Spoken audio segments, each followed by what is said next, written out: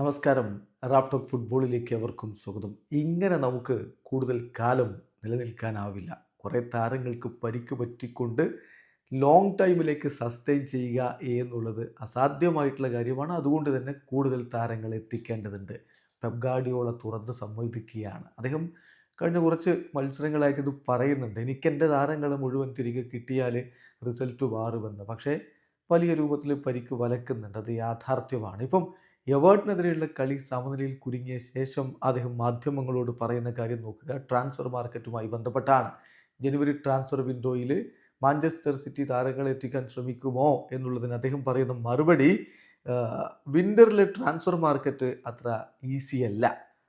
പക്ഷെ പ്ലെയേഴ്സിന് അറിയാം നമുക്ക് കുറച്ചുകൂടി താരങ്ങളെ ആഡ് ചെയ്യേണ്ടതുണ്ട് എന്ന്. നമുക്ക് പ്ലെയേഴ്സിനെ വേണം. അടുത്ത 3, 4, 5 വർഷങ്ങളിലേക്ക് എന്തായാലും പ്ലെയേഴ്സിനെ വേണം. ഈ വിൻ്ററിൽ എന്തായാലും മാർക്കറ്റിൽ ഒരു ശ്രമങ്ങൾ നടത്താൻ ഞങ്ങൾ മുന്നോട്ട് പോകും. We are going to try. കാരണം നമുക്കൊരിക്കലും ലോങ് ടൈമിലേക്ക് ഇങ്ങനെ ഒരുപാട് താരങ്ങൾ പരിക്ക് പറ്റിക്കൊണ്ട് നിലനിൽക്കാൻ കഴിയില്ല, സസ്റ്റെയിൻ ചെയ്യാൻ പറ്റില്ല. അതുകൊണ്ട് തന്നെ മാർക്കറ്റിൽ ഒരു ശ്രമം നടത്തുമെന്ന് തന്നെ ഇപ്പോൾ മാഞ്ചസ്റ്റർ സിറ്റിയുടെ ബോസ് പറയുന്നു. ചുരുക്കത്തിൽ ജനുവരി ട്രാൻസ്ഫർ വിൻഡോയിൽ മാഞ്ചസ്റ്റർ സിറ്റി ടീമിനെ ശക്തിപ്പെടുത്താനുള്ള ചില ശ്രമങ്ങളിലേക്ക് കടക്കും എന്ന് വേണം കരുതാൻ. പെപ്പ് ഇത് നേരത്തെയും പറഞ്ഞിരുന്നു, ഈ കളിക്ക് മുമ്പും പറഞ്ഞിരുന്നു. ഡിഫൻസിലും മധ്യനിരയിലുമൊക്കെ കൂടുതൽ താരങ്ങളെ ആവശ്യമുണ്ട് എന്ന് അദ്ദേഹം വ്യക്തമാക്കിയിരുന്നു. വീഡിയോ അവസാനിക്കുന്നു. ഫുട്ബോൾ ലോകത്തെ കൂടുതൽ വിശേഷങ്ങളുമായി റാഫ് ടോക്സ് വീണ്ടും എത്താം.